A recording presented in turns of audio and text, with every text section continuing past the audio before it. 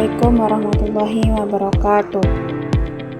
Perkenalkan, nama saya Hujia dengan NIM 130524000004. Saya dari Program Studi Pendidikan Bahasa dan Sastra Indonesia. Dengan dibuatnya video ini yaitu untuk memenuhi tugas UTS Sejarah Sastra dengan dosen Ibu Ulinuha MPD. Pada kesempatan kali ini, saya akan menjelaskan materi mengenai sejarah perkembangan sastra di Indonesia yang dimulai sejak tahun 1850 hingga sekarang.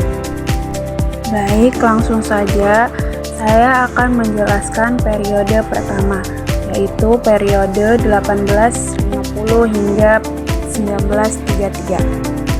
Pada periode ini, karya sastra yang banyak ditulis adalah roman yang beralur lurus, gaya bahasanya menggunakan puisi dan peribahasa, tapi menggunakan bahasa percakapan sehari-hari, banyak digresi, bercorak romantis dan didaktis.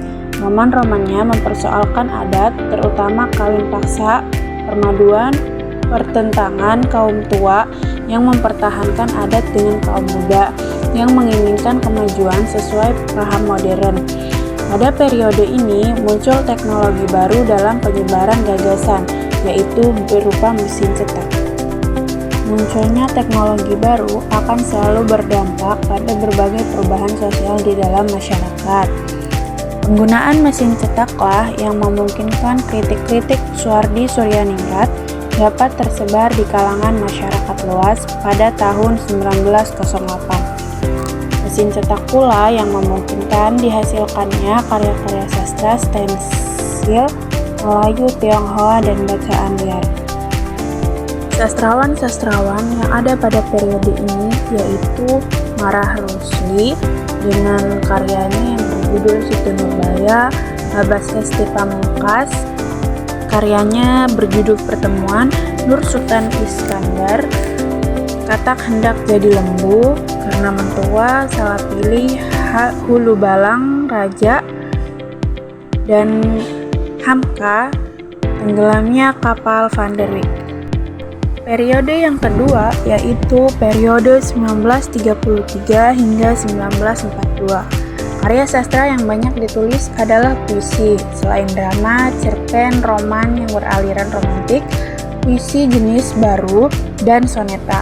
Dalam periode ini mempersoalkan tentang masyarakat kota, seperti emansipasi, pemilihan pekerjaan, diwarnai idealisme dan cita-cita kebangsaan, serta bersifat deduktif. Periode ini banyak melahirkan pemikiran, terutama dalam kesusastraan Indonesia yang ditanggali oleh pujangga baru. Tujuan didirikannya majalah Pujangga Baru yaitu untuk menumbuhkan kesusastraan baru yang sesuai dengan semangat zamannya dan mempersatukan para sastrawan dalam satu wadah, karena sebelumnya boleh dikatakan cerai-berai dengan menulis di berbagai majalah. Sastrawan pada masa periode ini yaitu ada Amir Hamzah dengan karyanya yang berjudul Nyanyian Sunyi, Buah Rindu, dan Sultan Takdir Ali Syahbana, Layar Terkembang, Tebaran Mega, dan yang lainnya. Periode yang ketiga yaitu periode 1942 sampai 1945. Periode ini ditandai dengan banyaknya karya propaganda dengan syarat politik Jepang untuk mempengaruhi rakyat Indonesia, membantu Jepang dalam Perang Asia Raya. Pemerintah melalui Keimin Bungkasidoso menerbitkan karya-karya baik novel, puisi, dan cerpen dengan keunggulan Jepang. Selain itu, Jepang juga menggunakan media sandiwara sebagai media propaganda. Untuk melengkapi karya-karya propagandanya, Jepang melakukan sayembara penulisan cerita, baik cerpen maupun naskah sandiwara. Salah satu pemenang cerpen yaitu Rosihan Anwar dengan cerpennya yang berjudul Radio Masyarakat. Sedangkan pemenang sayembara seperti F.A. Tambunan dengan karyanya yang berjudul Pusaka Sejati dari Seorang Ayah, C. Hota Galung dengan karyanya yang berjudul Kuli dan Romusa, dan A.M. Sukma Rahayu dengan karyanya yang berjudul Benteng Bererok. Periode yang keempat yaitu periode 1945 hingga 1961. Pada periode ini, puisi, cerpen, novel, dan drama berkembang pesat dengan mengetengahkan masalah kemanusiaan umum atau humanisme universal, hak-hak asasi manusia, karena dampak perang. Dengan gaya realitas bahkan sinis ironis, di samping mengekspresikan kehidupan batin atau kejiwaan dengan mengenakan filsafat eksistensialisme. Pada periode ini, Jepang melarang penggunaan bahasa Belanda dan diganti menjadi bahasa Melayu.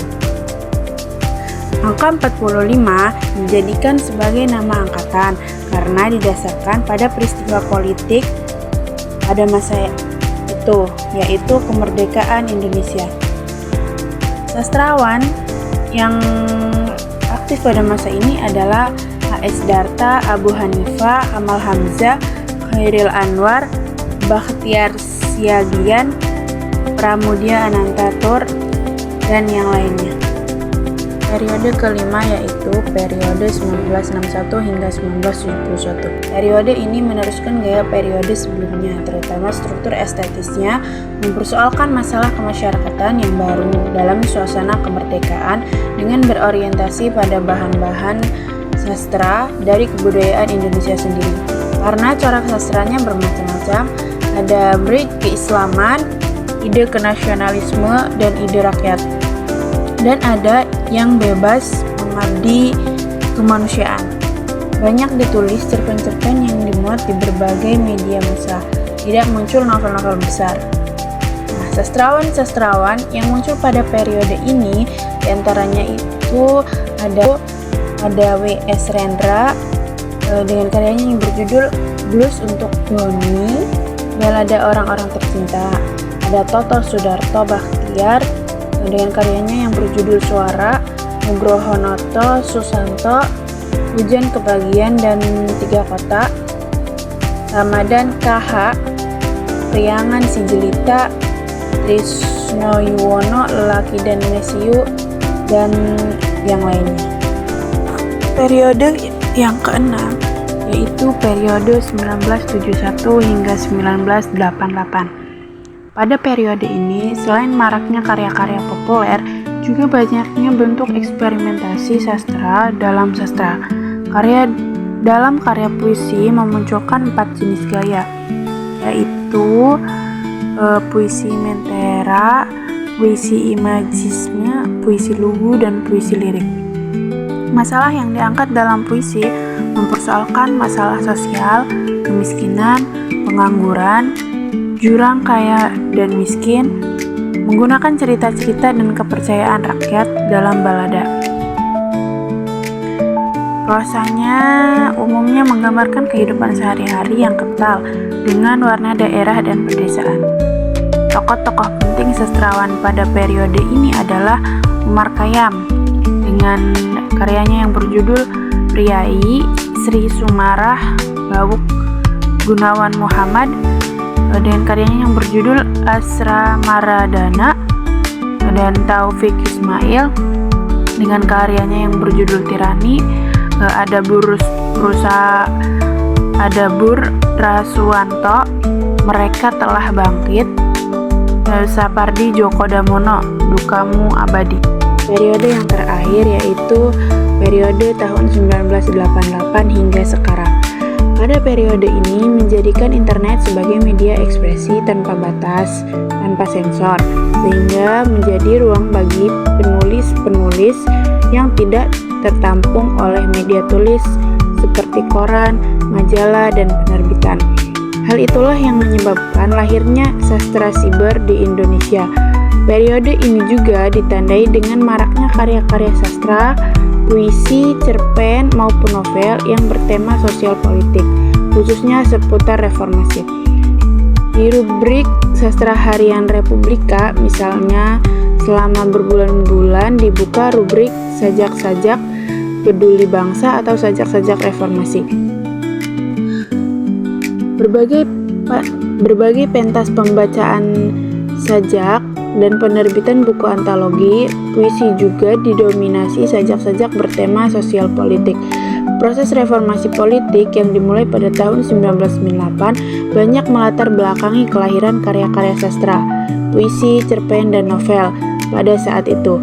Penulis dan karya periode ini antara lain ada Ayu Utami dengan karyanya yang berjudul Saman dan Larum, ada Seno Gumira Ajimara dengan karyanya yang berjudul Atas Nama Malam, Sepotong Senja Untuk Pacarku, dan Biola Tak Berdawai.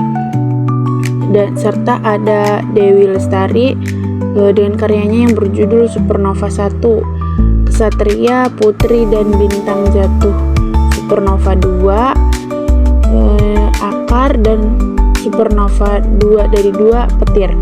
Ada Raudal Tanjung Banua, karyanya yang berjudul Pulau Cinta di Peta Buta, Ziarah Bagi yang Hidup, dan yang lain sebagainya. Baik, sekian dari saya. Itulah penjelasan yang mampu saya paparkan. Kurang dan lebihnya saya mohon maaf. Wassalamualaikum warahmatullahi wabarakatuh.